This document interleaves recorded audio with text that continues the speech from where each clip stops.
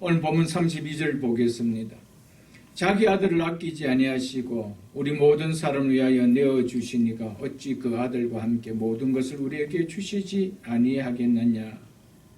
하나님께서 자기 아들을 우리를 위하여 내어주신 것이 하나님이 우리를 위하신다는 최상의 증거라는 것을 사도 바울은 오늘 우리에게 말해 줍니다. 이보다 하나님이 우리를 위하신다는, 우리의 편이시다는 것이 깊이 있게 증명할 것이 있겠느냐는 것이 사도 바울의 논증입니다. 우리가 그 앞에 있는 3절에 보면 이렇게 말씀하고 있죠. 율법이 육신으로 말미암아 연약하여 할 수 없는 그것을, 즉 여기서 그것이라는 것은 율법이 요구하는 의, 즉 인간의 구원의 문제를 말하고 있죠. 하나님께서는 죄로 인해 타락하고 부패한 인간의 본성으로 말미암아 율법으로는 인간을 의롭다 하지 못하는 그 일을 하나님은 하시나니라고 하였습니다. 율법이 아닌 사랑하는 아들을 죄인들을 위하여 내어주신 일을 통하여 죄인들이 의로워질 수 있는 길을 열어주셨다는 것이죠.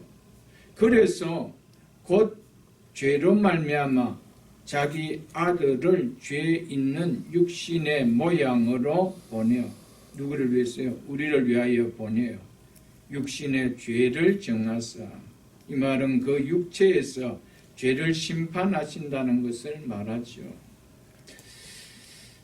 이처럼 하나님이 자기 아들을 죄인인 우리를 구원하기 위하여 보냈다라는 이 말입니다. 구원은 인간이 행한 것이 아니라 하나님께서 행하신 하나님의 역사라는 것이죠. 그래서 하나님은 하시나니라고 하고 있는 것입니다. 구원은 인간이 행한 것이 아닙니다. 구원은 하나님이 행하신 일이요, 하나님의 역사라는 것입니다. 구원은 자기 아들을 내어주신 하나님의 사랑으로 말미암아 되어진 하나님이 행하신 일이라는 것을 사도 바울은 말해주고 있습니다. 4장 25절에도 보면은 예수는 우리가 범죄한 것 때문에 내어줌이 되고 라고 말씀하고 있습니다. 예수는 우리가 범죄한 것 때문에 하나님께서 내어줌이 되었다라고 말하고 있죠. 우리가 잘 아는 말씀이지만 고린도후서 5장 21절을 같이 한번 보겠습니다. 291쪽입니다. 고린도후서 5장 21절 291쪽입니다. 고린도후서 5장 21절입니다. 하나님이 죄를 알지도 못하신 이를, 이가 누구십니까? 자기 아들이죠. 자기 아들을 우리를 대신하여 죄로, 즉 죄 있는 자로 삼으신 것은, 이 말이 바로 우리 모든 사람을 위하여 내어주셨다는 이 말 아닙니까? 하나님께서는 죄를 알지도 못하는 자기 아들을 우리를 대신하여 죄 있는 자로 삼아주셨다는 겁니다. 그래서 우리를 위하여 십자가에 내어주셨다는 것이죠. 갈라디아 3장 13절에도 보면은 305쪽입니다. 갈라디아서 3장 13절에도 보면은 그리스도께서 우리를 위하여 저주를 받은 바 되사, 그리스도께서 누구를 위하여 저주를 받은 바 되사라고 말씀하고 있습니까? 우리를 위하여. 누가 우리를 위하여 그리스도를 저주를 받는 그 십자가의 자리에 내어주셨다는 겁니까? 하나님께서 내어주셨다는 말입니다. 이 말이 우리 모든 사람을 위하여 내어주신 이 말입니다. 우리 모든 사람을 위하여 내어주신 이유가 바로 성부 하나님께서 성자 예수님을 우리의 죄로 말미암아 받아야 할 저주의 자리에 넘겨주기 위함이라는 것입니다. 사랑하는 아들이라 할지라도 집회 집행되는 정죄의 심판에는 조금의 동정의 여지도 없다는 건데, 그럼에도 불구하고 우리를 위하여 그 자리에 사랑하는 아들을 아끼지 않고 내어주셨다는 사실입니다. 사랑하는 아들 예수 그리스도가 십자가에 못 박혀 죽으심을 당하는 그 일은 바로 누가 한 것이 아니라 성부 하나님이 친히 자신이 하신 일이라고 말씀하고 있습니다. 그래서 자기 아들을 아끼지 아니하시고 내어주신 이가라고 하셨던 것이었습니다. 하나님께서 우리를 위하여 대속 제물이 되도록, 화목 제물이 되도록 자기 아들 예수 그리스도를 십자가에 내어주셨다는 것입니다. 이 은혜가 깨달아져야 이 예수 그리스도를 믿는 자가 되어지는 것이죠. 자기 아들을 아끼지 아니하시고 우리를 위하여 내어주셨다라는 이 하나님의 사랑이 깨달아지지 아니하고는 그 사랑을 표현한 예수 그리스도를 믿는다라고는 말할 수가 없는 것입니다. 여러분, 그리스도인이 누구입니까? 자기 아들을 아끼지 아니하시고 나를 위하여 내어줬다라고 믿는 그들이 그리스도인이 아닐까요, 여러분들? 하나님께서 우리를 위하여, 바로 여러분과 저를 위하여, 나를 위하여 사랑하는 아들을 아끼지 않고 십자가에 대속 제물로, 화목 제물로 내어주셨다라고 하시는데, 이 말씀을 들어도 마음에 어떤 감동도 울림도 없는 한낱 세상에서 들려지는 소리와 별반 다름이 없는 동일한 소리로 들려진다라면 이 시간 세상에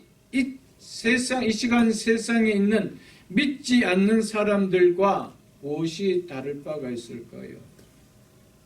그들에게도 자기 아들을 아끼지 아니하시고 내어주신 예수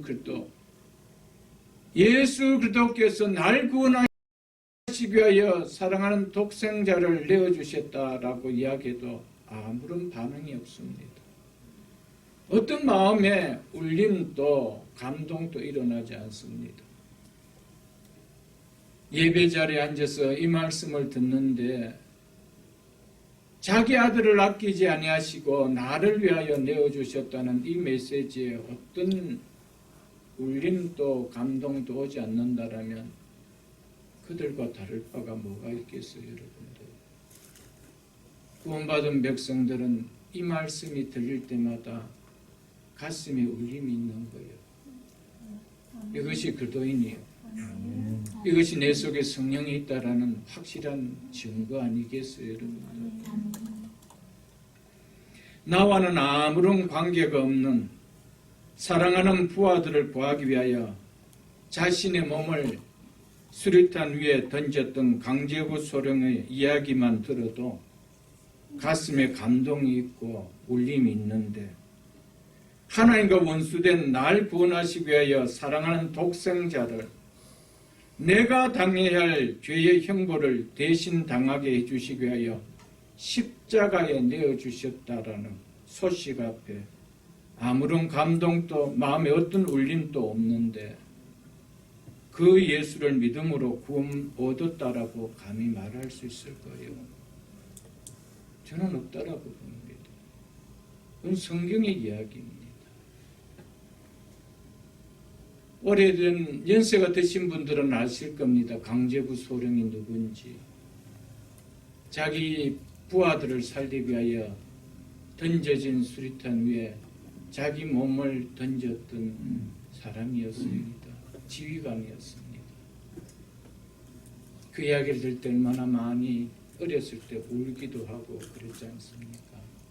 지금 또 그런 이야기를 들으면 가슴이 찡한데 사실 강제구 소령 나와 관계는 없었습니다. 나라의 목숨을 구해준 것도 아니었습니다.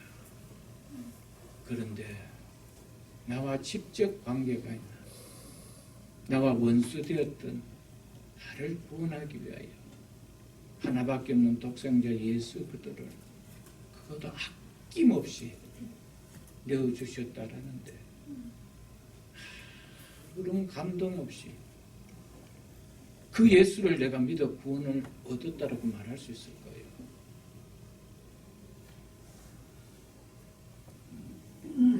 하나님이 주신 기독교의 구원은 결코 아무런 느낌 없이 느껴받을 수 있는 구원이 아닙니다.